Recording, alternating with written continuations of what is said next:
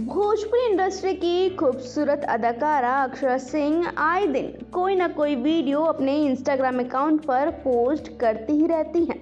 वो अपने social media accounts पर बेहद ही एक्टिव हैं और वो अक्सर चर्चा में भी रहती हैं। अब इंस्टाग्राम पर उन्होंने एक वीडियो शेयर किया है जिसमें WWE के मशहूर रेसलर और बिग बॉस के उप विजेता द ग्रेट खली को भोजपुरी सिखाती नजर आई हैं। अक्षरा इस वीडियो में एक रोमांटिक डायलॉग भोजपुरी में बुलवाती नजर आ रही हैं। वो खूब वायरल भी हो रहा है।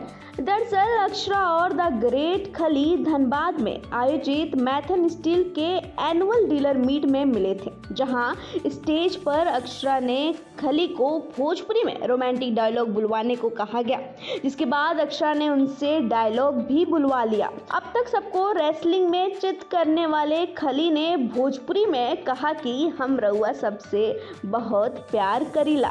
खली के इस डायलॉग से वहां खूब तालियां भी बजी, जिसके बाद अक्षरा ने कहा कि बहुत अच्छा लगता है आप सबों के मुंह से भोजपुरी सुनकर।